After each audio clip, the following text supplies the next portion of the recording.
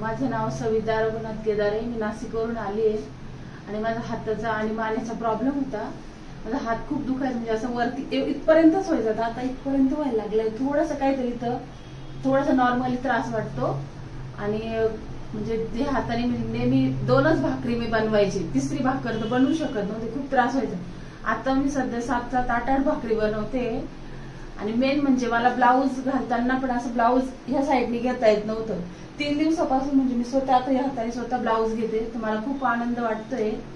आणि ट्रीटमेंट पण खूप छान भेटली, म्हणजे अशा भरपूर ठिकाणी मी गोळ्या पण खाल्ल्या, होमिओपॅथिकच्या, ॲलोपॅथिकच्या खाल्ल्या, भरपूर ट्रीटमेंट घेतल्या मी, कफ थेरपी वगैरे सर्व घेतल्या. तेवढ्या पुरतं तेवढा आराम पडला आणि आहे तेच. पण आता इथं कसं आहे, आल्यापासून मला खूप छान फरक पण पडला आणि मी पूर्ण म्हणजे जेवढी ट्रीटमेंट होती तेवढी पण सरांकडे घेतली.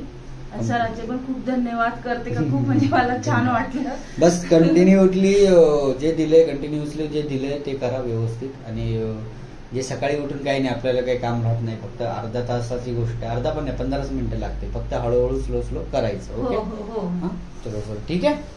तुम्ही काही बोलाल? आम्ही असंच, आम्हाला आमच्या पुण्याकडून माहीत पडलं का असे डॉक्टर आहेत, तर आम्ही सुरुवातीला जरा काचकूच करत होतो, म्हणजे जरा हे करत होतो, हाडं मोडतात, असं करतात तसं करतात. तसं काही प्रकार नाहीये आणि चांगले डॉक्टर आहेत, ट्रीटमेंट चांगली देतात.